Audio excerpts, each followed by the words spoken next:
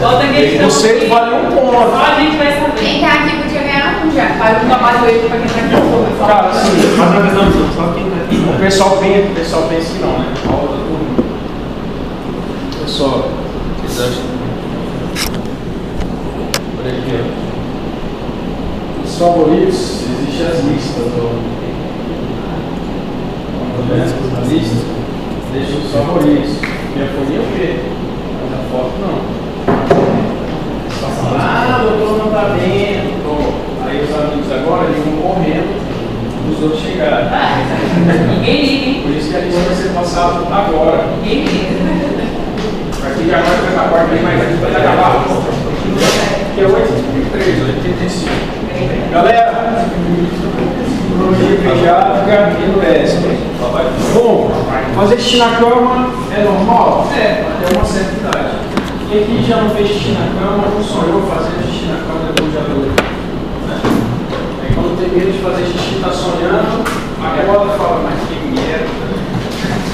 Ou então que era criança e que não ia dormir junto com os primos ou alguém, pensava que ia acordar um pouco mais cedo, esconder o colchão. Né? Ou quem já não chegou na casa de alguém e o colchão estava pendurado lá de fora secando. Então, até quando é normal fazer xixi na cama? Até existe desfraude, até os 5 anos normal. Acima de 5 anos pode ser patológico. Tá? Então, a endureza noturna ela existe.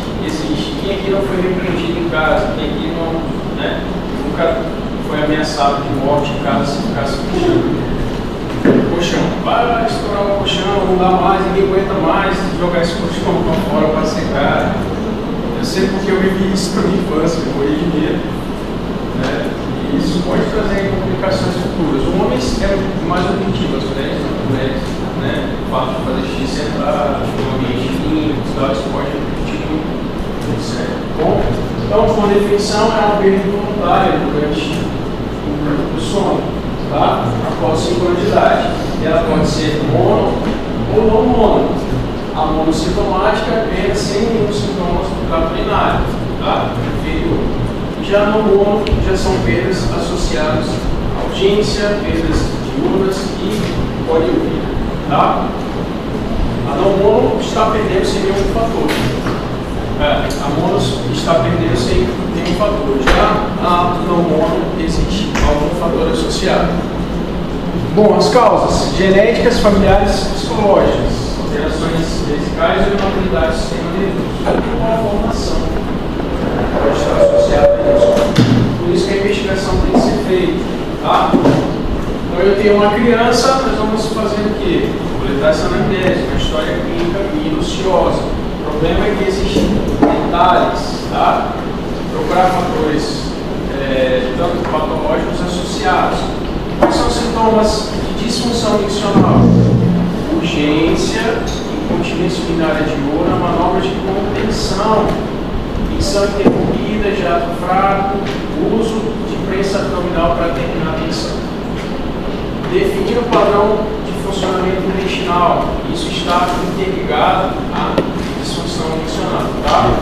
Então, por que a gente põe isso? Porque se não existe uma boa fisiologia para a inovação, pode ser que não tenha uma boa fisiologia para a micção. Ok? E nós vamos pontuar o diário miccional. Todo mundo sabe o que é diário miccional? Fácil. O diário miccional tem que ser feito por 3 dias. E esse diário miccional nada mais você quantificar em questão de volume e de tempos que está fazendo xixi, tá? Por que isso é importante? Porque quando você tem um paciente, ele nunca sabe quantas vezes ele vai no banheiro, quanto ele urina, fica muito subjetivo. Se ele sempre teve essa parte de várias vezes no banheiro, para ele sempre vai ser normal. E aí, dados importantes é quanto você urina, né? A quantidade, ele fala assim, não se urinando toda hora 50 ml, reservatório pode estar comprometido. Bom, o EAS, principalmente pesquisa de proteinúria e glicosúria, tem muitos pacientes na pediatria que descobrem através de uma glicosúria que é diabético, tá? Diabetes tipo 1. Ultrassom de 15 dias urinários avaliado dilatações e resíduo pós-miccional.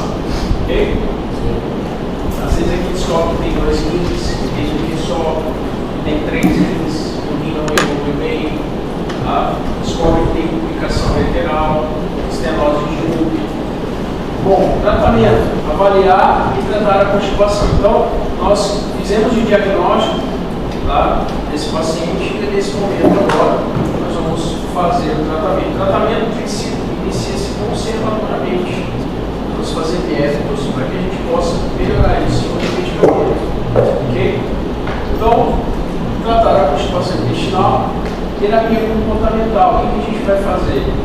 Toma muito líquido à noite. Se você toma muito líquido à noite, aumenta a filtração glomerular. Como consequência disso, vai fazer o quê? Urinar mais vezes, tá? Nós vamos fazer medidas restritivas à noite. Micções diurnas programadas antes de dormir. Então, antes de dormir, você vai lá e faz xixi. E o nosso cronograma do nosso relógio é esse: meia-noite, 3, 6 e 9. Tá? Por quê? Porque você vai começar a fazer com que ele comece a ter essa cultura, esse hábito de levantar mais vezes. Ok? E doutor, funciona? Bom, é tentativa. Às vezes os pacientes funcionam. Tem gente que tem um sono tão profundo que a casa está caindo, o mundo está acabando e a pessoa está dormindo. Tá? Meu irmão é desse. Meu irmão é um cara que dorme e apaga. O celular do lado tocando o mais alto possível na porta. Mas é brincadeira. Bom, e nós temos aqui o alarme adicional. Olha que legal, gente. Então, nós podemos utilizar esse alarme, é um colchão. E esse colchão, ele tem um dispositivo interligado através dessa unidade aqui. Então, o que acontece? Quando começa a cair xixi no colchão, ele tem um disparo, isso evita que ele termine a micção, que já começou. Mas olha só, isso aí é um sinal de alarme e temos uma porcentagem muito boa na aceitação disso aqui. Então, assim, caiu o xixi no colchão, é um alarme, ele já dá aquela travada, ele acorda travado, parou de fazer xixi. Isso são maneiras educativas. Esse aqui, esse colchãozinho tem na chão para beber. Bom, tentamos todas as medidas clínicas e não conseguimos melhorar. Nós temos como opção os antidiuréticos. Tá? A gente pode utilizar terapia medicamentosa, desmopressina, 0,2, 0,4, uma vez ao dia. Nós temos um sucesso alto na aceitação. Uma hora antes de dormir, e aí a gente faz também a restrição hídrica, somente 200 ml. Ok? Bom, a segunda linha é o anticolinérgico. A gente pode começar a usar a lialcitina e algumas outras medicações para isso. Ok? Então, quando nós falamos em tratamento, primeiro identificação da endurese, depois tratamento clínico, por último a gente começa com a farmacologia. Tá bom? Ok? Então, endurese, perfeito, tranquilo, né? Endurese é muito simples, mas isso traz muitas dúvidas na hora do tratamento, na hora de conduzir, tá? Então a gente tem muitos casos assim, os pais vão chegar para vocês, e até quando vocês forem passar na puericultura, né? Que é muito lindo a puericultura, né? É pesado, é denso, não esqueça, deixa a garganta por último, tá? Se botar o pincel lá na garganta, lá, tu vai ver, não consegue mais chegar perto do menino, tá bom? E sempre fazer, se ele já chegar dormindo, já faz ao sul logo. Você quer ter trauma na pediatria. Professor, até quando é fisiológico? Até 5 anos é normal, 55.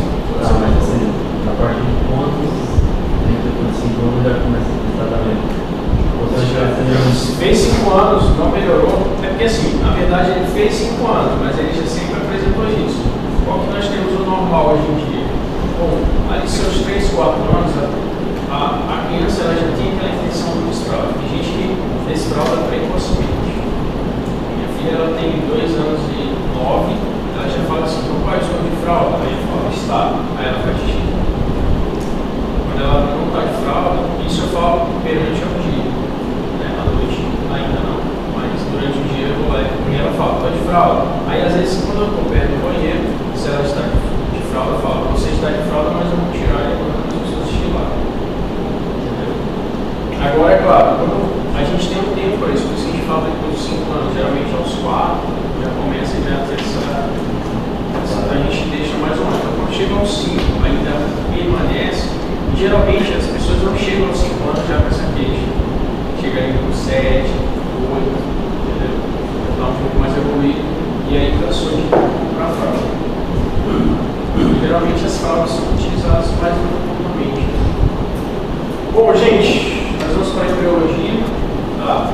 Lembrar da embriologia que o rim, o seu desenvolvimento no trato urinário, ele começa lá na pelve, tá? Na região da bacia, e ele ascende. Os rins vão ascendendo até a sua topografia normal. Lembrar que essa ascensão, eles passam pelos vasos ilíacos até chegar na sua topografia normal, pela 12ª ali, T1, né? Na verdade T12 a L2, L1. Então, essa ascensão pode trazer muitas complicações ali ou malformações, tá? O rim pode não subir, o ureter não desenvolver. Às vezes nós temos 2 rins, às vezes temos só um rim de um lado que puxou para o outro. Então, olha lá, 6 semanas, 7, 9. O desenvolvimento até chegar na parte superior. Nós vamos falar agora dessa patologia, que através desse descenso pode vir malformações. Essa patologia chama-se refluxo vesicoureteral. Gente, gravem isso, olhem, não fiquem decorando. O que é refluxo? É o que está subindo. O que sobe de urina é por deficiência de uma válvula. E essa válvula está localizada na juva. Então, se minha válvula ela é muito aberta, isso faz o quê? O xixi reflui para cima. Tem dificuldade nisso? Não. O refluxo é a ascensão da urina por conta da válvula. Tá? Com esse refluxo, aí a gente vai lembrar, se está voltando urina para cima, vai começar a destruir o rim, vai começar a fazer infecções urinárias recorrentes. Essas infecções urinárias recorrentes vão levar a cicatrizações, tá? Vai começar a destruir meus glomérulos. Como contrapartida, eu posso evoluir para uma nefrose, né? Posso evoluir para um rim que vai silenciosamente perdendo sua função, tá? Até entrar no grau de insuficiência renal. Com isso, as infecções podem levar a sepse, né? E toda infecção do trato urinário refratário em criança deve ser investigada para refluxo. Como é que eu faço esse diagnóstico? Gente, o primeiro exame que é feito nas crianças é o ultrassom, né? Então, se tem uma paciente que ela tem infecção urinária recorrente, né? A gente tem que pensar o quê? O exame básico. Qual é o exame básico? O ultrassom. Perfeito, né? Depois que eu faço a ultrassom, eu só abro um parênteses aqui, que o melhor exame para fazer uma investigação de um refluxo vesicoureteral é o quê? Uma UCM, uma retrocistografia tensional retrógrada, no qual eu vou injetar contraste na bexiga. E o que vai acontecer? Se eu tenho uma válvula aberta na juve, o contraste sobe.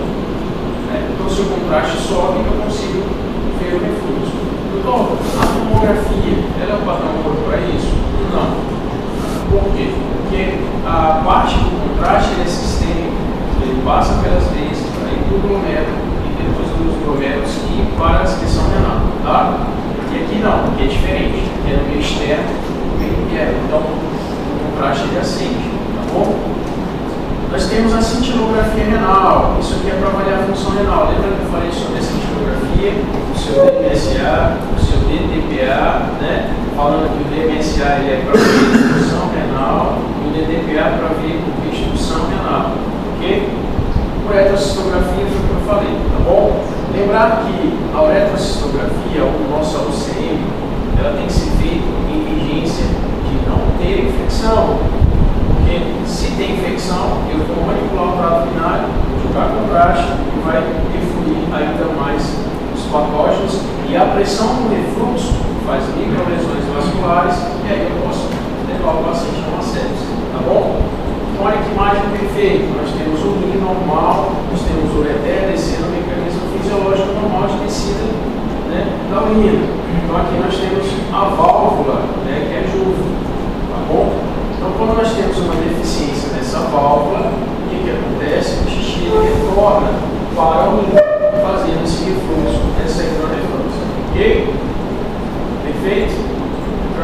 imagens de algumas patologias.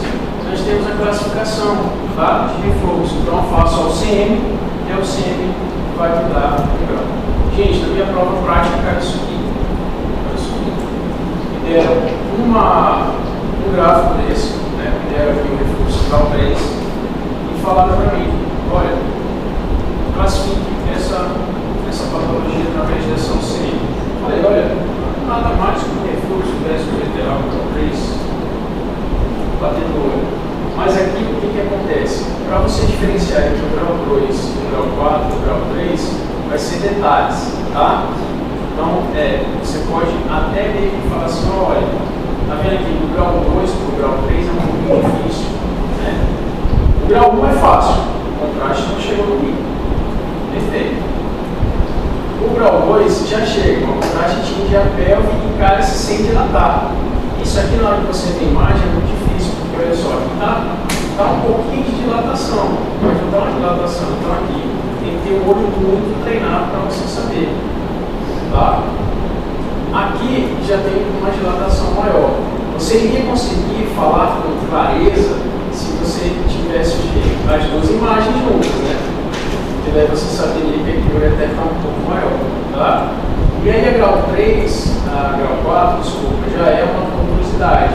Tá? Ok? E a grau 5 já é aquela pelve, aquele ureter tá? Monstro, já uma contusidade muito grande, severa do ureter. Tá bom? Uma dilatação, ok? Bom, se eu tenho um paciente, ele tem refluxo gastroenteral, infecção urinária recorrente, o que eu vou ter que fazer? Tem que fazer uma prevenção de infecção. Você já sabe diferenciar isso. Tratamento e profilaxia. Ok? Então, profilaxia, nós podemos ganhar tempo para que nós possamos chegar até o diagnóstico. Ok? Então, gente, olha lá. O segmento, nós temos uma chance de remissão grau 1. Não nasceu com refluxo gastroenteral lembrado, e às vezes pode ter uma resolução durante a evolução. Grau 2, 80, grau 3, 60, grau 4, 45, tá? O grau 5 nem concluiu, que já é catastrófico. Bom, e quando eu vou fazer antibiótico profilaxia, aí eu vou tomar uma dúvida de cirurgia ou não, tá? A gente pode fazer 1/3 ou 1/4 da dose do álcool. Eu uso muito a cefalexina, já está aqui, tá? 5 mg ao dia. Ok? Então, diante disso aqui, nós conduzimos o paciente e essa condução nós ganhamos tempo. Então, nós vamos evitar a infecção com a profilaxia. Ok?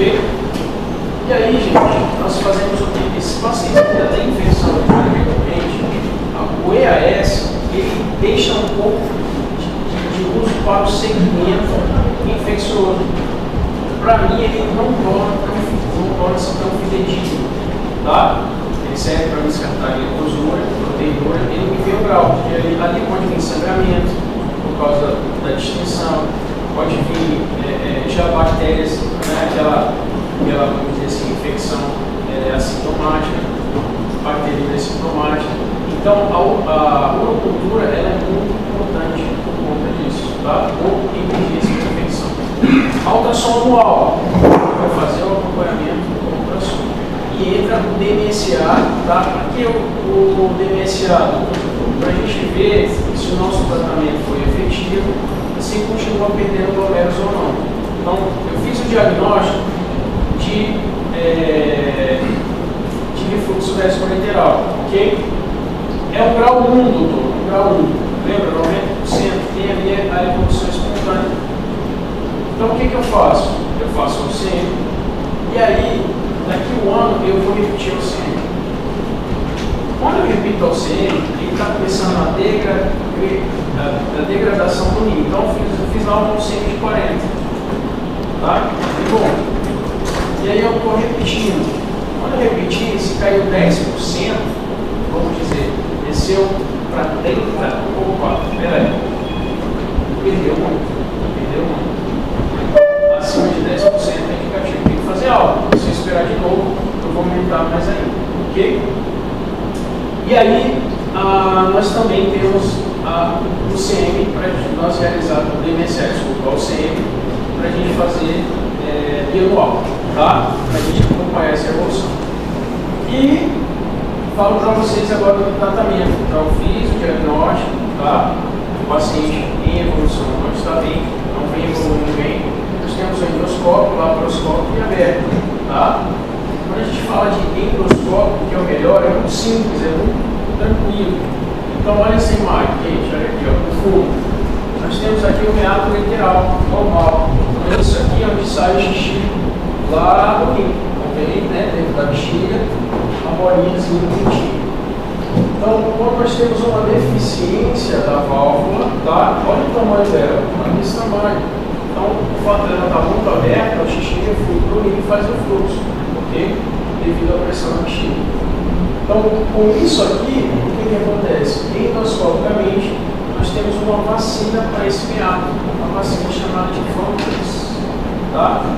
É um mecanismo sintético, é um líquido, e ele vai fazer uma neoválvula em volta desse meato lateral. Então eu entro endoscopicamente através de uma agulha, e aí essa agulha nós injetamos essa solução. E ele tem que ficar com um aspecto de boca de vulcão. Ele fica com uma boquinha de vulcão para fora. Tá? Esse é o aspecto descrito nos guidelines. Ok? Por que eu posso até usar um ml e tem que ficar com esse aspecto?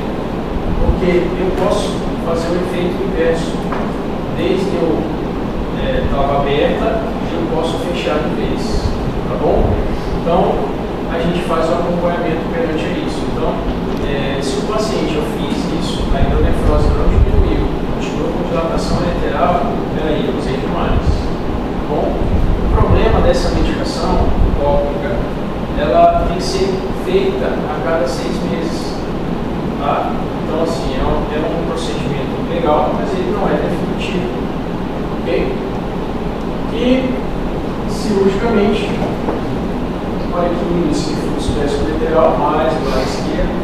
Tá? Às vezes vocês podem pegar, gente, paciente com fluxo lateral bilateral, e às vezes nunca vai ser a mesma classificação dos dois lados. Tá? Nunca vai ser. Às vezes não tem mais, às vezes não tem menos. Tá bom? E olha lá, a bexiga bem cheia, os ureteres acendendo ali. Muito bem. Então, nós vamos para a técnica aberta, cirurgia aberta. Então, aqui nós temos o pubis, em cima do pubis, nós fazemos uma incisão de fanestil. Tá? Nós temos ali o acesso à bexiga e a gente faz essa técnica de lente regular. Doutor, o que você vai fazer aqui? Gente, vou pegar o ureter, ele chega lá na bexiga, lembra que ele é pélvico, né? Ele faz essa volta, o ureter desce bonitinho, ele vai lá embaixo e faz a volta para a bexiga. Ele não fica assim aqui em cima chegando. Né? As pessoas têm ideia que ele chega bem assim na cúpula, né? Não. Deus é tão perfeito, cara. Ele fez essa voltinha para que a gente, quando tem estenose ou algo do tipo, a gente tenha esse espaço maior para a gente aproveitar o ureter. Porque imagina, se fosse direto, retinho na bexiga, qualquer coisa que a gente fizesse ia ficar o quê? Tracionando, né? Então Deus, bicho, é muito perfeito. Ele fez essa voltinha para que a gente pudesse aproveitar esse espaço. E aí, quando a gente faz essa técnica, a gente secciona lá na base dele, eu vou lá na base do ureter, na inserção, na entrada da bexiga. Secciono ele e eu pego o ureter e faço um implante. Implanto ele na cúpula vesical. Tá? Então, essa é a técnica de lixo agora. Então, aqui é a exposição do campo, tá bom? A gente tem aqui a musculatura, lembra? O músculo nosso depressor, aqui é o ureter chegando. E aí a gente dissecou ele, olha que bonitinho, o ureter na lateral, aqui dissecado e a sua inserção. Tá? Então a gente secciona ele e a gente vai colocar ele aqui em cima. Então a gente, ali na bexiga, a gente abre o plano, a gente secciona o músculo e chega até a mucosa. Tá? E olha só que legal, isso aqui é a mucosa exposta, né? Isso é o peritôniozinho. Então a gente não abriu bexiga, mas está o peritônio. Eu deixo assim porque fica fácil de dar um ponto. Pode ter medo de perfurar a bexiga, fazer tudo. Tá? E aí a gente faz um implante, olha. A gente implanta, tá? Eu faço um lado, um ureter, faço o outro. E aí, gente, eu gosto de deixar o catéter todo jovem, tá? Criança, nós temos catéter todo jovem infantil, tem alguns serviços que não gostam, tá? Mas eu deixo porque para evitar uma reabordagem cirúrgica. risco é muito grande. Mas como existe risco, né? Imaginando a criança, tá? Não quero que vocês falem na prova sobre detalhes técnicas, não é esse o objetivo. Aqui eu amplio para que vocês conheçam um pouco mais da técnica. Às vezes a gente faz implante, né? Você chega lá, não tem implante. Mas vocês têm que saber que a técnica que a gente entregou é importante. E aí no final, gente, o que acontece? Eu faço um implante e eu tenho que fazer uma válvula. Eu tenho que fazer uma nova válvula para isso. Porque só ela implantar vai ficar o quê? Voltando, xixi. E eu uso, vocês conhecem a técnica de Nissen para refluxo gastroenteral, refluxo gástrico? É muito conhecido. A gente pega o estômago e em volta no esôfago, tá? A gente faz essa técnica para a gente fazer uma anel válvula para refluxo, tá? Não é diferente aqui. Eu pego a própria bexiga e faço uma anel válvula em cima do ureter, fica no meio, tá bom? Então essa anel válvula é para evitar o refluxo, ok? Tá? Sim. A outra técnica é de põe. Eu não faço a técnica de põe porque é um pouco mais difícil. Eu tenho que abrir a bexiga, tá? E aí é nada mais que eu pego o ureter lá dentro e eu traciono ele para dentro da bexiga. Eu puxo ele para dentro da bexiga, tá? E aí eu faço um anel válvula, que é um meato ureteral caracterizado, uma sondinha, tá bom? E depois que eu faço a caracterização, nós retraímos o ureter para dentro da bexiga, a gente faz uma anastomose ali na bexiga fazendo um anel válvula, tá bom? Isso de complicação é muito maior para essa técnica aqui. Ok? E aí, gente, eu falei para vocês agora da estenose, da abertura, da deficiência da válvula aberta. Agora eu vou falar para vocês da ureterocele, tá? E da duplicidade do uretero-PL. Quando a gente fala da ureterocele, agora eu falei para vocês anteriormente que a Juve ela tinha uma deficiência na válvula. Agora olha só que legal, agora a válvula é apertada. E essa válvula apertada, ela faz o quê? Uma hidronefrose também. Ela faz essa hidronefrose uma deficiência de descida do xixi. Tá? E é muito simples resolver essa ureterocele. E duplicidade, uretero-PL, é dois ureteros que eles podem descer. E eles, olha que legal, o ureter pode descer de dois orifícios na bexiga, que a gente chama assim de duplicidade ureteral completa, ou incompleta, quando no meio do caminho ele se encontra. Tá? Então eu faço muito cálculo. O que acontece muito comigo nas dilatações? Vocês lembram que para cálculo a gente não pede contraste, tá? É sem contraste. Então, eu tenho como saber se tem duplicidade ureteral? Não. Porque o que desenho para urinário é o contraste, certo? Então, às vezes o paciente tem um cálculo lá na juve, lá em cima, e eu vou subir pelo ureter. Quando eu estou subindo pelo ureter, o que acontece? Eu subo, vou até lá em cima do rim e não acho cálculo. Assim, cara, o senhor não achou cálculo aí, faço isso aqui, e está o cálculo em cima. Eu tenho que sempre pensar na duplicidade. E aí eu volto, um carinho, chego até a juve e jogo contraste. Quando eu jogo contraste, eu consigo ver outro orifício. Por isso que toda a manipulação do trato urinário endoscopicamente, eu tenho que ter o quê? Uma boa uretroscopia. Eu tenho que ver bem. Tá bom? Então a duplicidade, a ureterocele é uma dilatação cística do ureter terminal, a duplicidade é uma anomalia congênita das vias urinárias mais comum. Olha só, 1 a cada 150 RE. É muito comum isso. Pode ser apenas um achado radiológico. A ureterocele mais comum é em meninas, 4 para 1. Tá? Aqui muda, porque geralmente é os homens que gostam de mexer nas patologias urinárias, né? Bom, a duplicidade ureteral está mais associada a 95%, tá? Nos homens, e a duplicidade ureteral está associada a 94% dos casos, tá? Bom, quando a gente fala do quesito de duplicidade, não tem dificuldade. É 2. Tá? E a ureterocele lateral é 15%. Então, gente, quais são as diversas apresentações? Eu vou mostrar para vocês mais para frente. olha lá, vocês estão vendo aqui 2 testículos. Teve uma glicopedia aqui, foi 2 testículos lá com a bexiga? Não.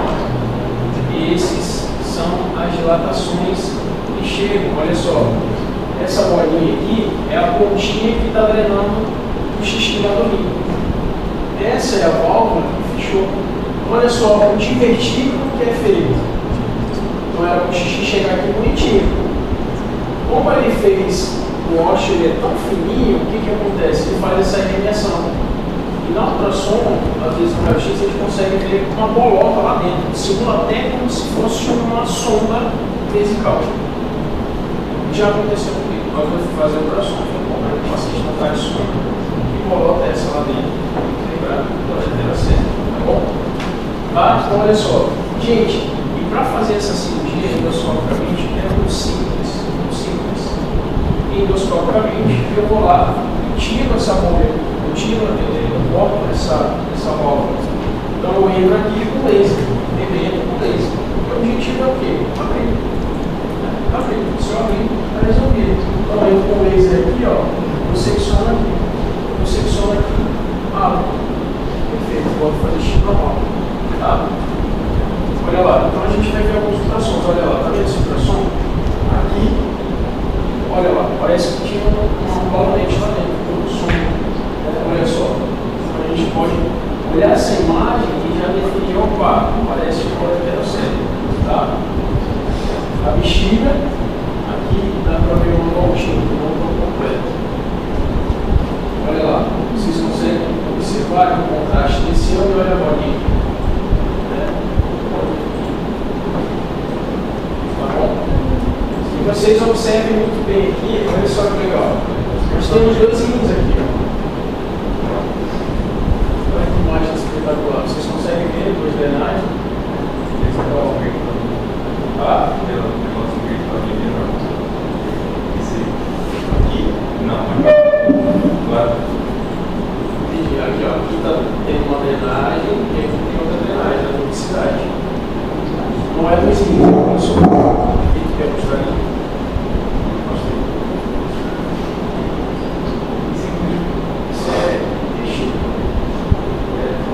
Embaixo você pode ver, uma heterocele.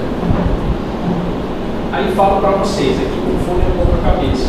Quando nós temos o heterocele, ou duplicidade lateral, vocês pensam que o quê? Na sua descida para chegar até o meato lateral, o rim que está drenando o ureter de cima, ele vai se acoplar em cima. E o ureter que tem embaixo, ele vai se acoplar embaixo. Então falo para vocês, mais uma imagem, olha só. Ele faz como se fosse um refluxo, tá vendo? Mas a válvula aqui na cabeça da área. Tem muita imaginação.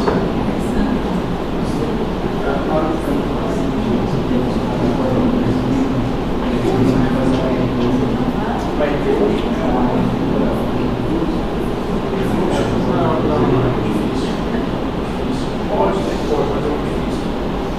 Olha lá que bonitão. Descendo, né?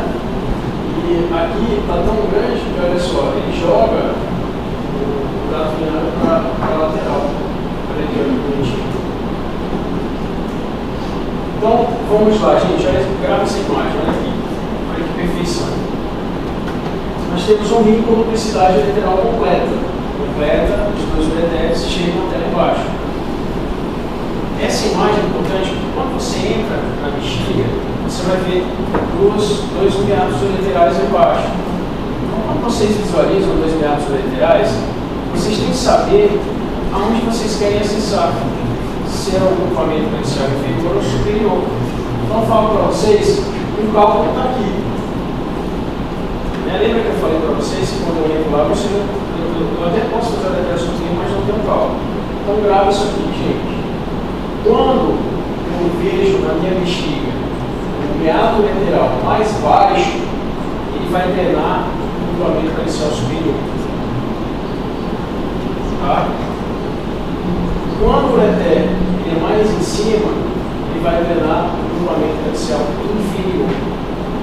Tá? Então, isso aqui eu aposto para os residentes, que tem publicidade lateral. E aí eu pergunto: você quer acessar o cálice superior com qual meato? De baixo. E se ele falar para mim que ele quer o de cima, que teoricamente eu falo, você perdeu o sentido. Entendeu? E isso a gente tem aulas previamente, quando ele chega no seu R3 ou R2, ele já tem que ser preparado. Tá? Então, olha só, o que aconteceu? Tem uma duplicidade, tem uma ureterno série e o outro ureterno normal. Então, quando a gente pode entrar aqui, ele forma cálculo, a gente vê um cálculo aqui, a gente pode fazer o que? Falso trajeto. Você entra ali, às vezes entra, não vê o cálculo. Aí você vai lá e fala, não vi o cálculo, manda o paciente para casa. Aí o paciente foi para casa com a mesma dor. Por quê? Porque as tomografias são sempre contraste. A gente não tem uma idealização disso, tá bom? Mas a gente tem que sempre lembrar das patologias de malformações renais, de dois rins, de duplicidade, tá?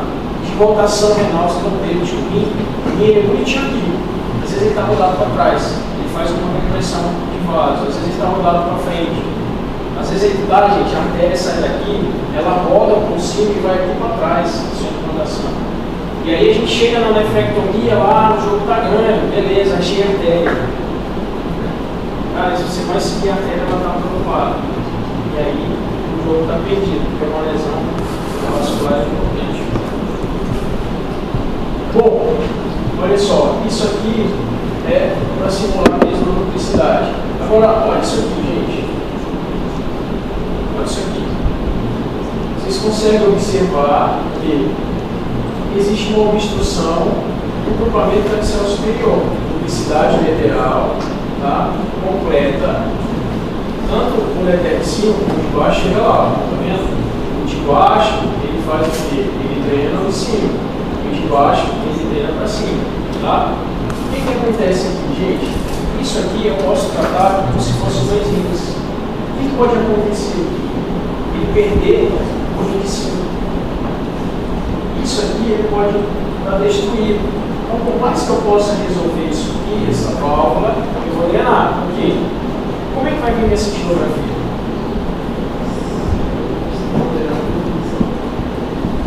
Seria legal se a cintilografia conseguisse me fazer 3 DMSA. Do rigor, lá do lado que não tem nada, desse pedaço do rim e desse pedaço de cima. Mas eu não tenho como desses 50% que tem esse aqui diferenciar isso. Porque o meu DMSA aqui vai vir bom, gente. O DMSA vai vir bom. O problema é esse, que é só 50% do que está ruim. Então meu DMSA vai vir maior que 30%, vai vir maior que 30%, certeza. Só que o que acontece? Se eu resolvo essa patologia aqui, meu paciente faz a infecção urinária recorrente, eu vou pensar no quê? Que meu parênquima superior foi lesionado e ele está servindo só para fazer infecção urinária recorrente. É como se eu tratasse 2 rins. Aqui, gente, eu faço nefrectomia parcial. Eu entro, vou lá, secciono o grupamento caricial superior. E aí, como tem uma boa drenagem para baixo, o outro ureter, eu fico aqui. Entendeu? Está vendo como casos são difíceis? Só que eu só consigo definir isso aqui porque uma tomografia, um contraste, fase escletora prolongada, tá? Fase escletora urinária é acima de 15 minutos. Se eu não consigo ter mais que 15 minutos, eu não consigo traçar uma ideologia para ter uma proposta cirúrgica. Tá? Perfeito? E eu gosto muito de usar isso aqui, gente, nos pacientes que vão doar rim, principalmente no transplante. A gente precisa ter uma ideologia da vascularização e uma ideologia da sua drenagem. Bom, porque imagina, eu vou tirar o rim de uma pessoa saudável normal. Então, se eu tirar o rim desse paciente, eu preciso deixar o melhor rim com o paciente e eu não posso ter erros. Imagina, a gente tem que se colocar na pele. Você é um cara saudável, não tem problema nenhum. Teu irmão está lá precisando de um rim, você vai doar o rim para ele. O irmão tem que ser perfeito. Olha que coisa linda. Tem que confiar muito na equipe. A primeira coisa quando você acorda é perguntar: deu tudo certo, meu irmão está vivo, está bem? Isso é. Você está com os 2 pacientes no centro cirúrgico. Então, olha só que perfeição. O paciente, a gente está fazendo por vídeo, a gente faz por vídeo. A gente faz a nefrectomia com vídeo e a gente faz a incisão aqui, fanechido e menor para tirar o rim. Então a gente seca todo o rim, deixa tudo pronto. E aí a gente avisa aqui do lado, olha, aqui está tudo certo, o rim é bom, está dessecado, só esperando vocês. Ao tempo que começa a abrir. Isso, sala de do lado. Começa a abrir. Chegou, secou os vasos vivos, aqui está tudo pronto. Nós ligamos a artéria, ligamos a veia, seccionamos o ureter, puxamos com a mão, puxamos. E aí já sai dali, é impressionante, já sai dali, já está tudo pronto. Só dá uma olhadinha, às vezes precisa dar um detalhe na veia e na artéria. E aí a gente chama de backtable. Está tudo certo, já implantou. Então assim, e é espetacular. Já implantou, a urina já vem na hora. Então esse tempo de isquemia ele é importantíssimo. É diferente do abordadário. Ele chega ainda por 5 dias, ele pode pegar na partida. Tá? O tempo de isquemia vale muito. Então a gente fica, eu falo para vocês, eu saí de uma cirurgia de captação renal, assim, de doador intervido, bem bom, parece que eu fiquei 3 dias jogando bola. Só que a gente sabe, é uma tensão do caramba. Não pode ter erros. A gente teve um erro, eu era residente na época, e quando a gente colocou o rim, esse rim era muito grande. E na hora, gente, a gente colocou o rim, a veia, nós fechamos a veia, ela deu aquela descida, dá aquela compressãozinha em cima dos vasos negros. E a veia ela ficou meio que dobrada. Quando ela ficou dobrada, com isso, o sangue de retorno não estava vindo, porque começou a aumentar de tamanho. Porque no primeiro pós-operatório a gente faz dobro. E aí, com isso, ele perdeu um pouco, lesionou o rim. Quando a gente foi reabordar, o rim já estava isquêmico na parte inferior. E assim, foi muito triste, ficou muito mal. A gente perdeu o rim e tal. E aí, imagina, a pessoa do rim. Eu era residente na época, mas fiquei super mal, cara, eu fiquei cansado, eu tô lição na época, nossa. Foda. Bom, duplicidade do sistema coletor. Então, o ultrassom é muito bonito de ver, a importância da fase excretora, né, as paredes dele muito clássicas, mostrando a drenagem, a chegar a bexiga. Aqui é uma duplicidade completa e aqui é uma incompleta, a gente consegue ver o ureter ele se adere aí, tá bom? Bem tranquilo, né? Já teve alguns casos já, que, por exemplo, urgência, insuficiência renal, vai passar um J e passou só um J. Aí tu vai ver lá, o cara tem duplicidade lateral e continua com nefrose, entendeu? Aí o colega, ei, tu viu, tinha, é difícil ter, não tem contraste. Aí o cara, ei, bicho, tu viu, tinha duplicidade, cara, passou o J com o rim errado, cara. Não, como é que é isso? Eu tô pelo amor de Deus e tal, não sei o quê.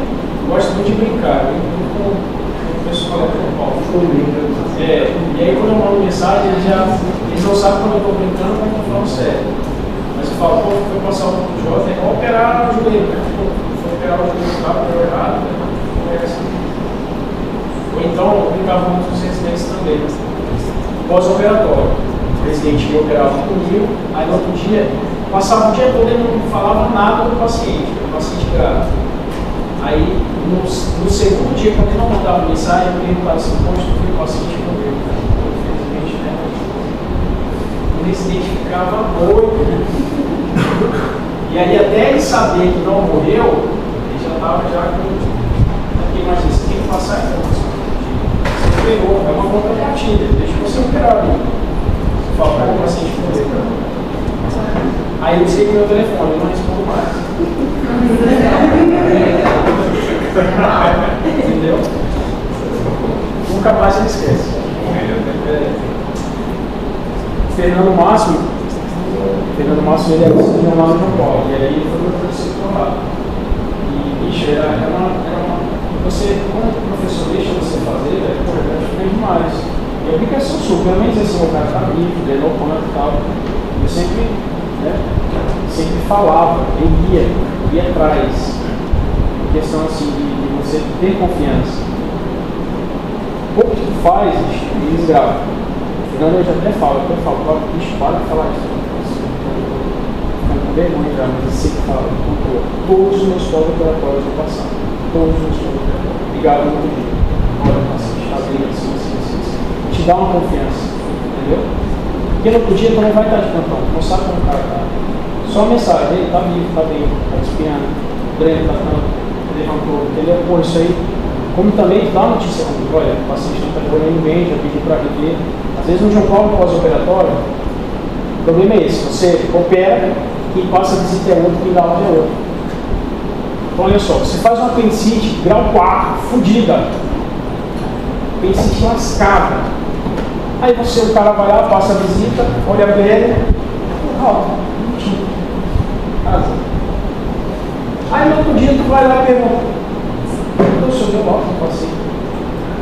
Isso porque ele coloca bem grande a pressão. Apendicite, fase 4, fudida, lascada, deixa o paciente mais de 24 horas de observação, risco difícil, blá. Tá, eu pedi para trazer o paciente de casa, família, passa no corredor lá onde eu estou fora. Isso te dá uma semana para tu volta, né? Tipo isso, cara, lembra de mim? Apendicite alta, abriu. Quem te deu alta? Mas acontece. Porra, o policistite fudida, lascada, velho. Aí do outro dia tu vai atrás do paciente que volta. Já aconteceu que o paciente vai internado, tá? Já liguei de volta, disse, olha, volta, teve um problema aqui. Ah, mas eu tô tudo bem já, tô na minha cidade. Bom, se estiver nessa cidade, fique alerta. Tá todo o telefone particular. Todo o telefone particular. Errado, né? Bom, tratamento. Tá? A abordagem na uretra séria deve ser individualizada, cada caso é um caso. Função precoce, na uretra séria descompressão. Tá? Antibiótico profilaxia, até que se define ali se há refluxo associado. Nefrectomia em casos onde há exclusão renal, que é o caso que eu falei para vocês. E hemidefrectomia em casos de exclusão do colo superior. Tá? Avaliar a presença de refluxo e tratamento individualizado. Ok? Vai depender muito, tá, de cada situação. Ok? Bom, distúrbio de rotação, vou mostrar para vocês os rins que são rodados, tá? Às vezes o rim a artéria aqui onde sai, às vezes sai um pouquinho mais para cima, o rim tem que ficar rodado. Vou mostrar mais para frente para vocês verem algumas discussões. Agora, olha isso aqui. Olha isso aqui. O rim está totalmente para a pele. Ah, vou fazer uma nefrectomia tranquilo, sossegado. Ele chega, porra nos vasos, o rim está virado para lá. Ou você vai fazer uma peloplastia, tá? Aconteceu já, gente. Eu entrei, era uma tomografia normal, com contraste, fase escritora ruim, por uma estenose junto. Então eu não tinha muita ideia na época da minha residência, porque eu estava na sala. Vou lá, estou em Covid, esperando o meu estado chegar. Eu cheguei, eu só vi as costas do rim assim. Só vi as costas do rim. Eu procurando o rim. Não achava ele. E aí na época o Thiago Peroni chegou e falou, Thiago, eu não estou achando a porra do rim. Aí não, peraí, vem pra cá. Aí quando entrou a gente se encontrava, olha só, a gente pegou a gonadal, subiu, a gonadal é importantíssima. Subimos até a gonadal, identificamos a implantação dela onde? Na veia cava. Quando chegou na veia cava, a gente subiu mais um pouquinho, achamos a implantação da veia renal. Da veia renal a gente foi dissecando e vimos que ela passava no posterior. Tá? No posterior. O que a gente teve que fazer? Abordar cirurgicamente a via tá? Porque a gente não conseguia achar a artéria. Porque a artéria ela passa onde? Embaixo da veia.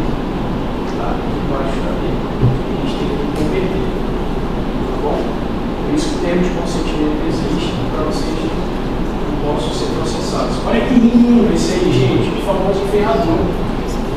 Esse rim é tão bonito que ele torna-se, tem um formato de ferradura, tá? O grande problema é só a drenagem. Então, como ele tem esse formato, a drenagem fica deficiente para drenar nos cálices. Com essa drenagem ele faz estase e forma cálculo para cacete. E olha só, os rins eles se fundem ali em cima da artéria, essa artéria chamada de aorta. Tá? Então, quando eu tenho que fazer quebra de cálculos desse rim, é muito difícil, porém não dá para fazer percutâneo. Por quê? Nós acessamos o grupamento cabencial inferior. Se eu acesso o inferior, eu estou diante da artéria aórtica. Tá? Então, nesses casos são difíceis e o cara fica focando no cálculo. Olha lá, a vascularização dele, olha a fusão dele. Né? Olha que bonito, esse filme em cima da outra. Tá? Eu falo bonito assim, porque é difícil pra cacete, pra aí. Outra malformação, ó, chamada de micropanqueca. Tá? Desde subir ele ficou lá na pelve. Chegou uma menina pra mim de 18 anos, doutor, eu tenho uma dor na fossa límbica direita. E aí eu fiz uma ultrassom e o cara falou que eu tenho um tumor aqui embaixo. Aí, cara, pedi a tomografia, especificidade maior. E aí o rim dela subiu, ficou aqui embaixo. O fato dela sentir dor foi porque ele era rodado. Então a excreção, a ureter estava comprimida e ela não conseguia drenar bem. O que eu fiz?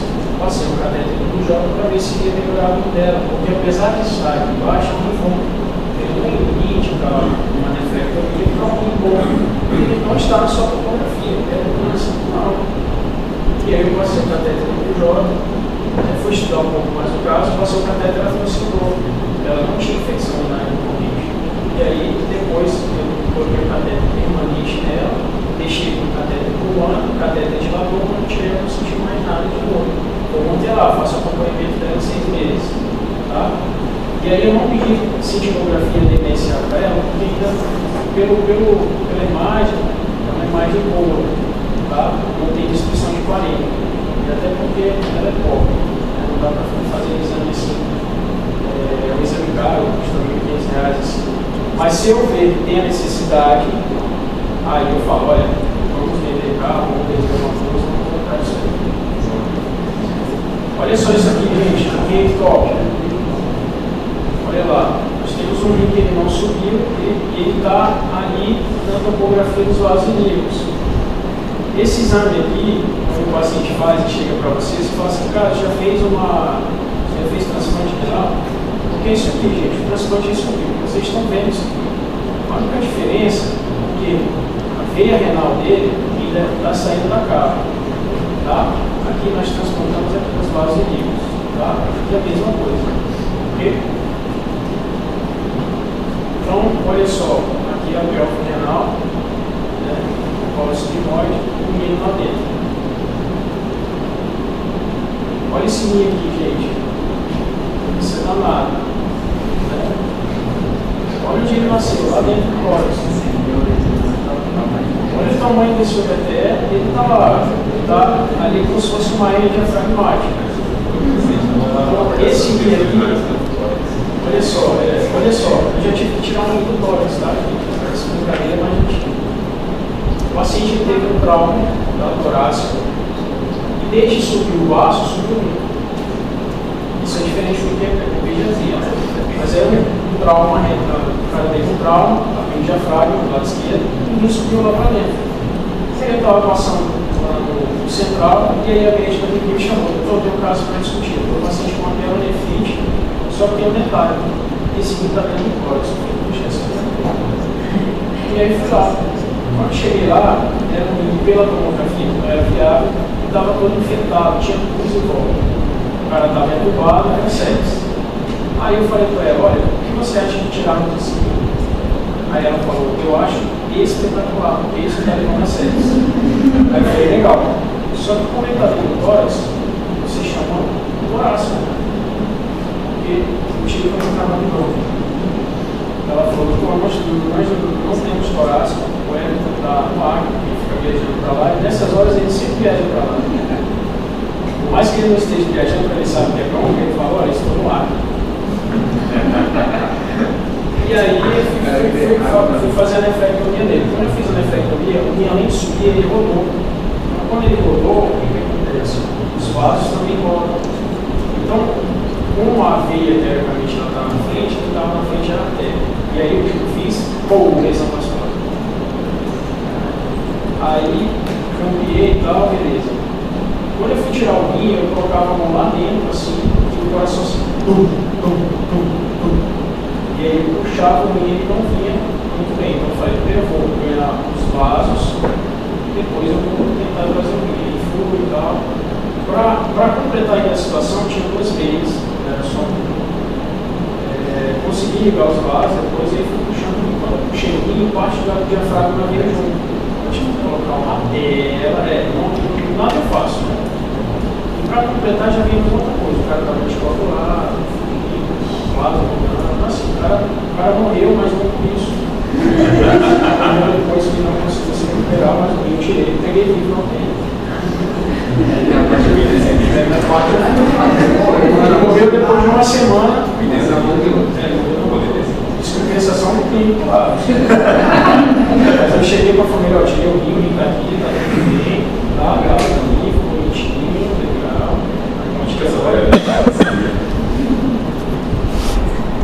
Bom, olha só esse rim, gente. R1 do lado esquerdo, olha só, ele tem duplicidade lateral, porém, os ureteres diferentes. Do lado direito e do lado esquerdo, tá? Nunca peguei um caso desse. Olha, esse outro aqui são dois rins dele, tá? E top, mostrei para vocês, tá? Olha esse rim aqui, parece que está lá na China.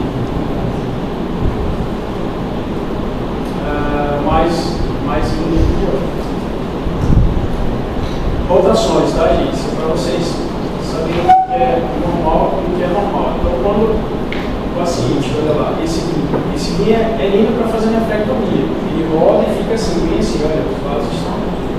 Então, é um rim que está rolado para frente. Esse rim aqui, ele faz uma compressão leve da pelve renal, mas ele é um rim que já é um pouco para trás. Tá? Rotações. Então, olha só como que ele seria normal. A aorta está aqui e a artéria chega aqui. Olha só como pode acontecer. Uma volta por cima do rim até assim, em seguida do lado. Tá? Então, existem várias possibilidades de rotação aí perante as configurações. Tá? Estou mostrando para vocês a videolaparoscopia na criança em comparação com o método aberto e fechado. Tá? Então, olha só.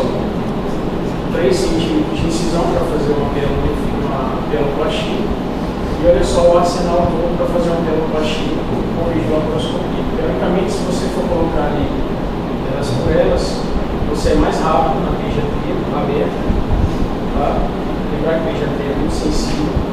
Só que tem que pontuar isso, uma incisãozinha de 3 centímetros, né, na videolaparoscopia. Tá bom? É isso aí, gente. Pediatria fechada, né? Vamos começar a introdução do cálculo. Meia hora.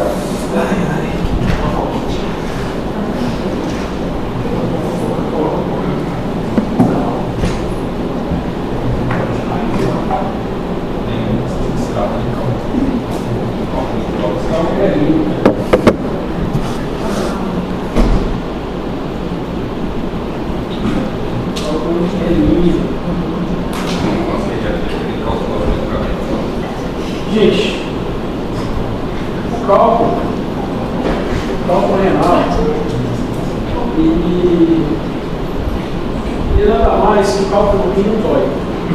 Tá? Grave isso. Pedra do rim não dói. Dói quando se desloca ou ela pode se discutir. Tá? Então, para isso, gente, o paciente chega com dor. Às vezes o paciente chega lá e fala bem assim, doutor, eu tenho uma dor nas costas já tem mais de um ano. Bom, é horrível, não. O paciente fala assim, doutor, essa minha dor aqui, meu Deus do céu, vai para minha perna e eu não consigo andar, isso aqui está me matando. Você fala, olha, tem uma coisa errada que está te matando mais ou menos aqui.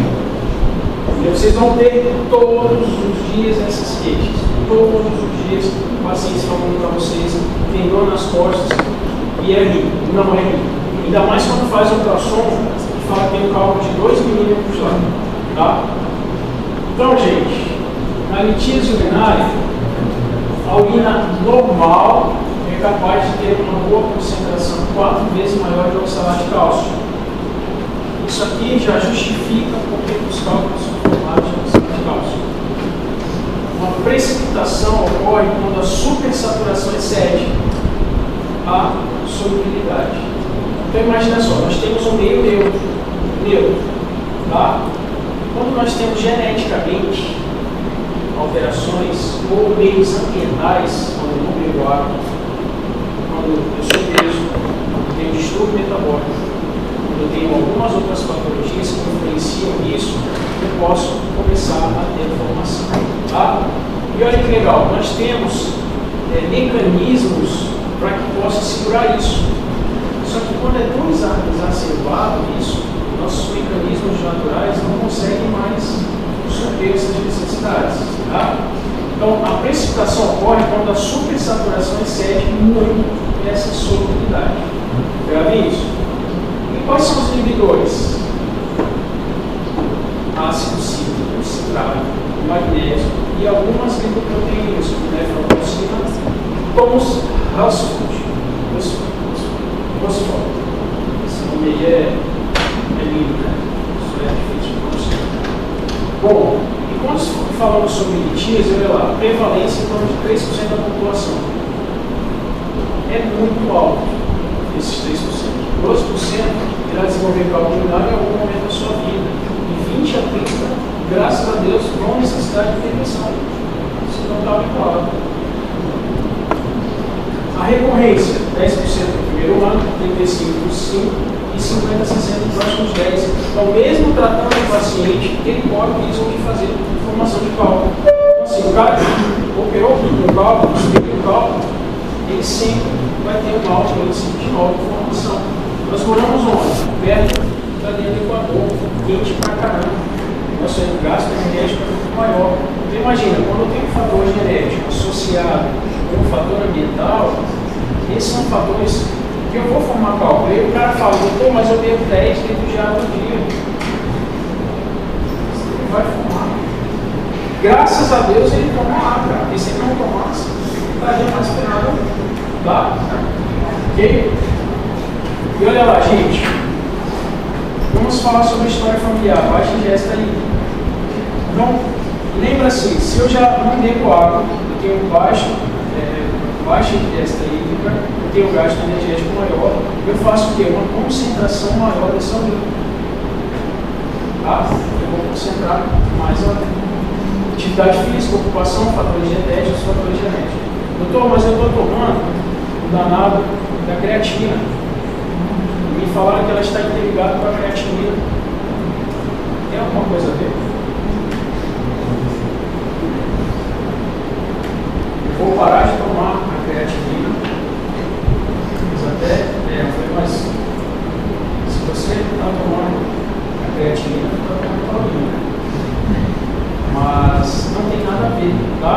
E o que está mais interligado à formação de cálculo? O danado da água com gás. A transformação do seu a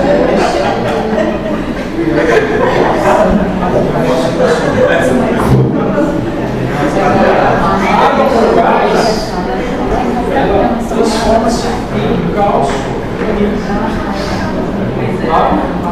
Então, desculpa, mas faz o ultrassom. Se não tiver cálculo com ultrassom, não tem água com gás. Se esse prato está ótimo. Então hoje em dia está muito comum, né? Vai no restaurante, água com gás, bom, quando falamos sobre cálculos, olha as porcentagens maiores. Nós temos o oxalato de cálcio úrico, o de hidroxiapatita e o de ácido úrico, tá? E olha lá, nossa possibilidade de formação de 70% a 80%, tá? Fosfato, amoníaco, magnesiano, conhecido como os cálculos grandes, os cálculos infecciosos, tá?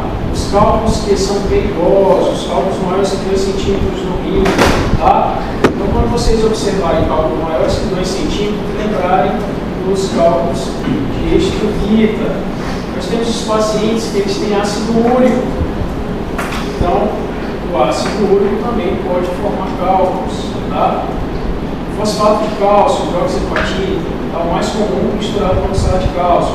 Cistina, menor a porcentagem, bruxita também, tá? Então, a porcentagem maior é o oxalato de cálcio. Por isso que nós fazemos as tomografias sem traste, perfeito? E aí eu falo para vocês, doutor, eu fiz um EAS e veio no meu EAS presença de oxalato de cálcio. Eu tenho cálculo, né? Não necessariamente. Por quê? Porque às vezes você está com uma concentração, tem uma solubilidade maior, tem uma precipitação para a formação de cálculo, mas porém não necessariamente você vai ter cálculo. Tá bom? Então eu recebo um paciente com EAS, com oxalato de cálcio lá no seu EAS, e ainda fala-se que ele tem pedra nos rins por ultrassom ruim. Gente, é muito difícil você ver cálculos menores que 5 milímetros no rim. Então, quando vocês observarem na ultrassom cálculos de 5 milímetros no ultrassom, lembre-se que a tomografia vai ser um divisor de águas. Tá? O que muito acontece? O cara faz o ultrassom e vê lá um cálculo de 5 milímetros. Aí daqui ele vai lá, toma a sua Coca-Cola com abacaxi, toma todos os chás possíveis que tem lá na Suriga. Eu estou quase para aquele empreendimento lá da Suriga. A mulher ganha dinheiro. Tem uma mulher que ganha dinheiro. Quem não conhece a danada da Suriga aqui? Meu irmão, eu vou te falar, nós temos uma cultura desgraçada, isso que vai falar. Mas, meu irmão, as pessoas confiam mais na Suriga que minhas vezes.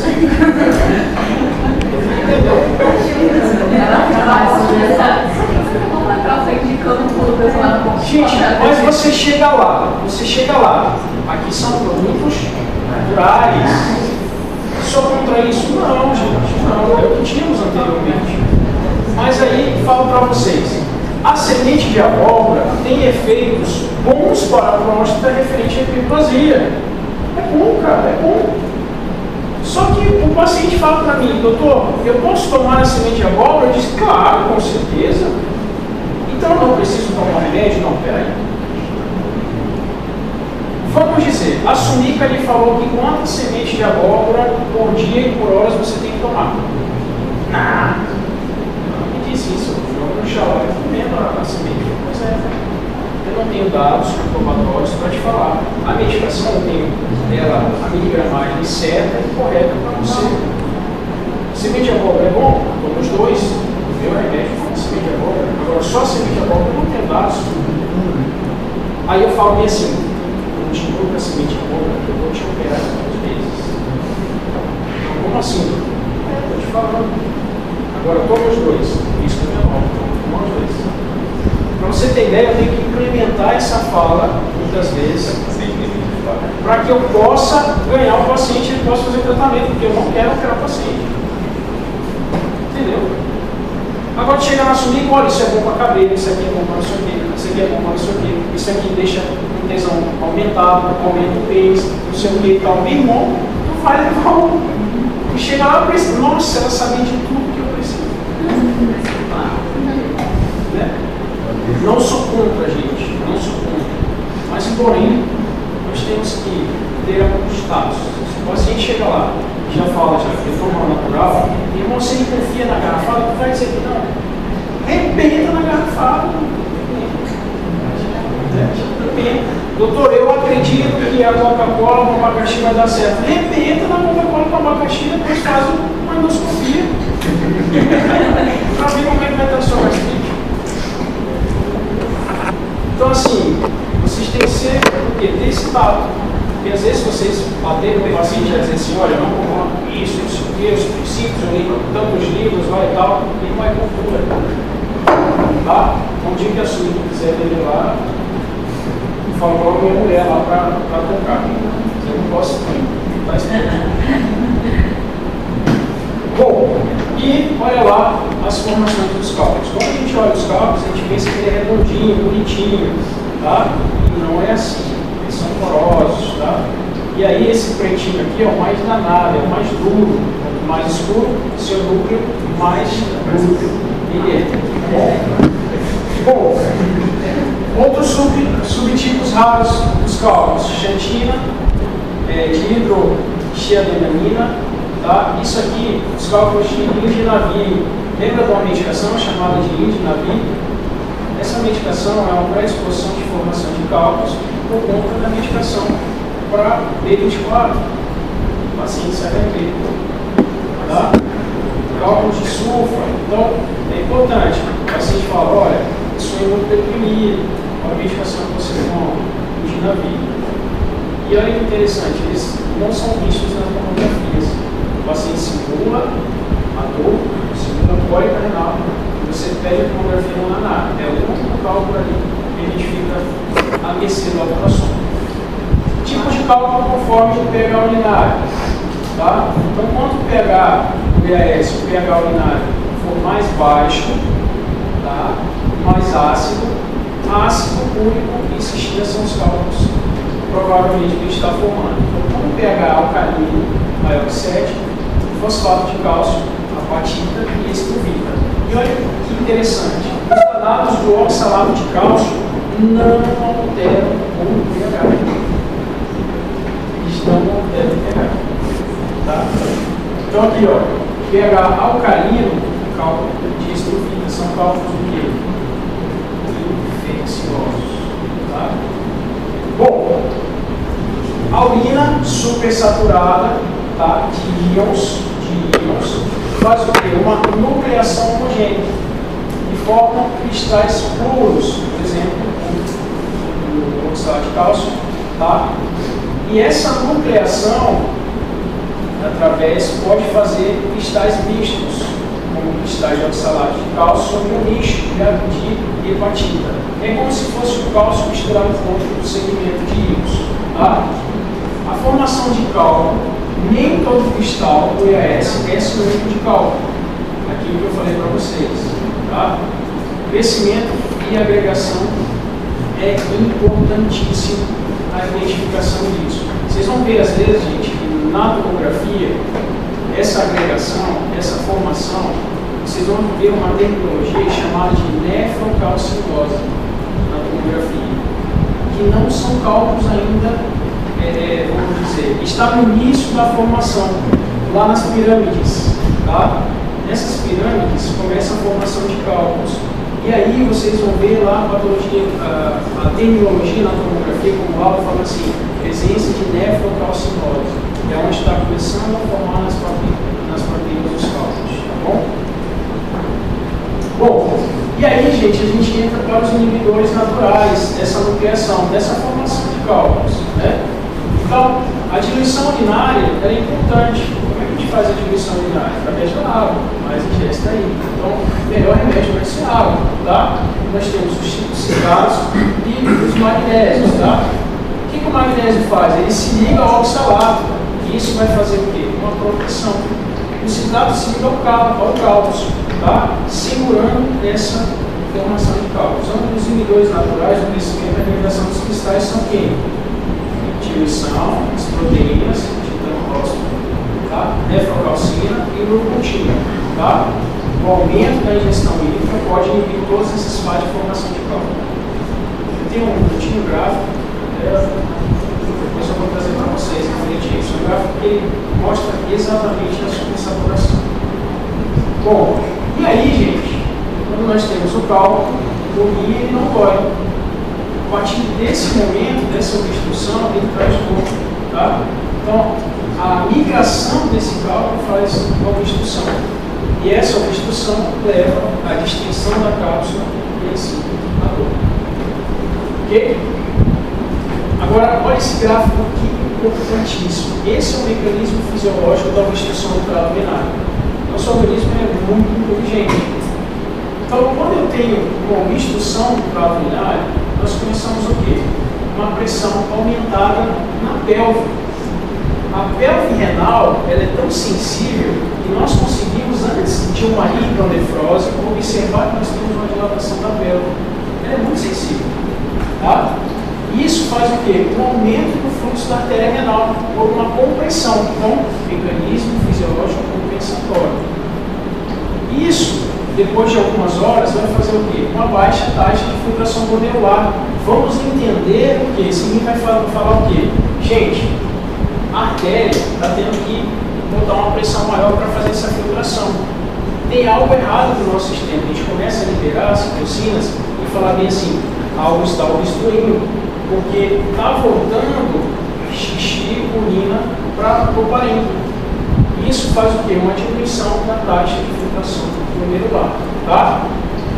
Isso passou-se algumas horas, aumenta a pressão na pelve ainda, tá? E aí aqui já é diferente.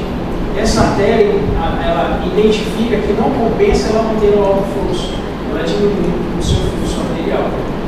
Com isso, a persistências, né, dessas condições em cima, começa o quê? A destruição do nosso parênquima renal, que não é diferente com a estenose de Joubert, que não é diferente da estenose de Joubert, da ureterocele, da hiperplasia prostática benigna fazendo refluxo. Então esse é o mecanismo que leva à destruição do parênquima renal.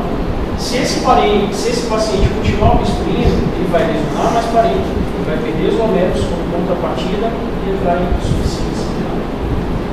Lindo, né? Bom, e aí a gente fala dos 3 pontos de obstrução, gente. Então lá em cima, na saída do rim, é Joubert. Tá? Primeiro momento que o cálculo obstrui é lá. Segundo momento é na transição das ilíacas. E o último momento é na Jouvert. Então a gente, quando associa isso, a gente pode falar que o cálculo ele obstrui e a gente, mais ou menos, aonde ele está obstruído é onde o paciente vai relatar a sua dor. Tá? Então, às vezes, quando o cálculo está lá na Jouvert, chegando na bexiga, ele fala que ele tem dor nos testículos.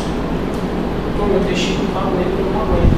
Claro, a radiação está inflando os testículos. Quando a dor está aqui em cima, ele não relata a dor ainda nos testículos, mas ele relata uma dor intensa. Tá bom? E ele pode fazer até reflexo vagal. Então, a topografia da dor é flanco irradiando para frente, baixo ventre. Ok? E aí chega nos testículos, tá? Nas mulheres, aos grandes lábios. Bom, manifestações que podem evoluir: hematúria, macro ou micro, em 90% dos casos. Por isso que o EAS é importante. Se o paciente ele tem uma cólica renal, vamos dizer assim, tem a cólica renal da direita. Só que nem todo paciente ele sabe falar bem a sua dor. Ele não sabe falar bem que a dor dele está aqui no flanco e irradiando para cá. Ele fala às vezes que a dor está aqui na barriga e em cima do apêndice. E olha que danado, quando ele fala que está em cima do apêndice, nós temos diagnósticos diferenciais. Então eu vou lá, dor na fossa direita, plexicral contrário, apendicite. E aí você vai para a sua semiologia. Você pede um simples EAS, tem hematúria, você fala, opa, peraí. Né? Você vai lá fazer o Bloomberg, não é positivo. Opa, peraí. No Jordanozinho, né? Então, isso é o que vai diferenciar ali, tá? Além dos outros sinais psicológicos perante a descarte de apendicite. Eu já tirei paciente de apendicite dentro da sala, não era apendicite, era uma apendicite. Simples, simples. Tá errado operar o paciente com ureterolitíase, pensando em apendicite? Vamos dizer lá, o paciente está com 2 sinais de apendicite, teoricamente, teoricamente, mas o quadro clínico é de ureterolitíase. O cara operou de apendicite. Está errado? Não, porque o diagnóstico é clínico. Se o cirurgião achar, eu tenho aquela porcentagem de cirurgias brancas. Né? Mas, falo para vocês, terminou a cirurgia, ele vai estar com dor. Ele vai estar com dor, porque o cálculo vai falar. Já aconteceu muito, o paciente pós-operatório de apendicite, olha, seu cálculo desceu. A cirurgia foi tão boa, tomou muito soro, que aí estimulou o cálculo desceu. Agora a gente vai ter que operar a ureterolitíase. Bom, infecções, podem evoluir, estase, né? Pielonefrite, febre alta, calafrios, deodano, positivo. Se houver obstrução, pode levar a sepse grave com potencial de óbito, tá? Isso aqui é importante. E até perda da função renal. Olha lá, gente, essa tomografia, nós temos quadros clássicos aqui. Então nós temos o nefrolitíase aqui, aqui e aqui. Só que aqui está destruindo o rim, no fator obstrutivo é essa aqui. Tá? Então lembrar, gente, quando a gente tem um fator obstrutivo, nós precisamos primeiro resolver a obstrução. Fiquem ansiosos para resolver tudo. Ok? E aqui embaixo nós temos outro cálculo obstrutivo uretério, cálculo grande. Tá bom? Então a obstrução pode ser parcial, que é mais comum, tá? Com perda da função renal ou total. Pode obstruir totalmente o ureter. Quanto mais obstruído totalmente. Outra coisa, o paciente ele pode estar obstruído com EAS normal, sem estar com infecção. Tá? Então, se eu tenho obstrução, não desce urina, não desce os patógenos infectados. Então, a urina estéril, ok? Quantos quiosques para caracterizar a Cara, vamos dizer assim, o que vai valer muito são os sintomas, né? Porque a contaminação é muito alta. Eu ponto acima de 15, tá? Tem negócio de 10, 7, se é 5, foi para 6, cara, 15. Tá? Vamos sempre ficar com 15 ali. E os sintomas, né? Hoje em dia, se a gente for jogar o laboratório, a gente vai fazer com os SUS de todos. Mas existem pacientes e pacientes. Homens, eu tenho uma atenção muito maior. Homens, diabéticos, paraplégicos, né? As mulheres, até 3 vezes ao ano, é normal de infecção. Então, já dou uma segurada ali, já vejo, já vai aqui, olha, tem sintomas? Não. O pede ORS. Eu sou daquele que antes eu me admitia antibiótico mesmo. Era clínica antibiótico não. Hoje tem que ser conteúdo, isso vai fazer uma diferença muito grande. Bom, nefrocalcinose, daquilo que eu falei para vocês, interposição de cálcio lá no parênquima, tá? Então assim, quando perguntam para mim, doutor, o senhor faz nefrocalcinose? Não. Porque está dentro do parênquima, como é que vai lesionar, como é que vai quebrar, então não tem como. Olha lá, como é que fica as nefrocalcinose. Às vezes tem cristais de cálcio lá. Ok? Olha agora os cálculos de Scovita, cálculos maiores que 2 centímetros. Tá? Fosfato, amônio magnesiano. Esses são os cálculos da sepsis. Tá? Esses são os cálculos da sepsis. Esses são os cálculos que eu só posso operar por cultura. Somente por cultura. Esses cálculos eles carregam bactérias dentro. Então o que acontece? Quando eu faço um excesso de força em cima deles, quando eu quebro eles através da lipotripsina ou qualquer outro método, as bactérias disseminam para o corpo e eu faço o processo. Ok? Então, a cultura aqui é importantíssima. Tá? O estudo é mais comum, mas eu posso mediar se eu insistir. Tá bom?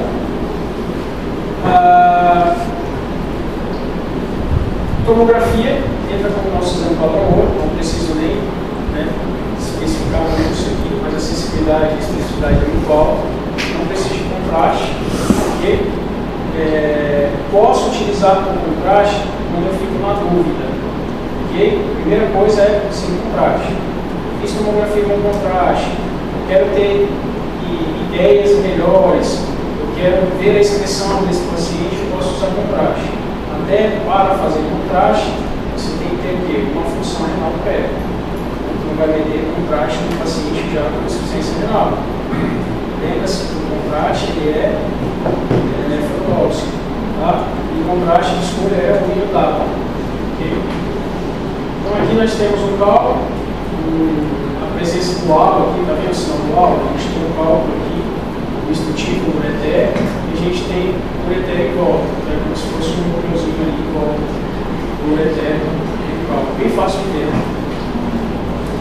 Isso aqui é muito confundido, vamos dizer assim, com pacientes idosos. Nas artérias ilíacas, eles fazem muitas classificações. Então, às vezes o paciente ele tem todos os sintomas de cálculo. Eu faço a tomografia, tem muitas nefrocalcinose, tem muitos fecalíticos lá embaixo, tem vasos classificados. E aí eu fico na dúvida. Às vezes o cálculo é totalmente conclusivo, ele é superoclusivo. Ele passa ali em volta e não faz uma dilatação fácil. E aí eu faço o contraste. Tá? Eu faço o contraste para a fase estretora, para me visualizar a extensão. Ok? Bom, aqui a ultrassom falando que ela é muito boa, porém a sensibilidade é baixa. Então, eu preciso de 3 coisas para operar. Quais são as 3 coisas que eu preciso? Localização, densidade e tamanho do cálculo. Essas 3 coisas para me definir. O tamanho do cálculo é importantíssimo, porque através daí eu vou decidir uma abordagem cirúrgica. Tá? Nós temos o que é padrão ouro para a abordagem, nós temos o que temos disponível no serviço e nós temos também o que tem disponível de habilidade. Olha só o que é esse todo. Ok? Lembrando que pacientes com cálculos maiores que 1000 unidades de Halsted são considerados cálculos duros. Menor que menos que 1000 unidades são cálculos mais moles. Tá? Isso para a gente pensar na estratégia de tratamento. Então a importância de avaliar o que? Hidronefrose. Tá? Lembrando que cálculos lá na Juve às vezes não é bem visto pelo ultrassom. Ok? Bom, esse aqui era o que era utilizado antes, gente. Nós tínhamos uma raio-x de abdômen, só que a gente injetava com traste.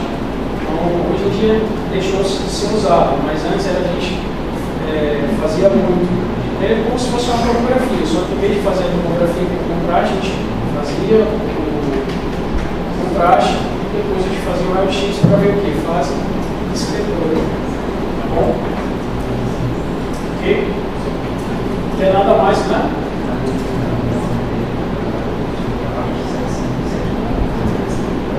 Vou falar para vocês. Tá? Que é nada mais aqui que como se fosse uma holografia escritora. A gente utiliza aqui o raio-x, vamos dizer assim. Você tem que lembrar da anatomia. A anatomia vai ser muito importante aqui para o raio-x. Mas aí, ó, a gente entra na holografia escritora, uma sensibilidade grande.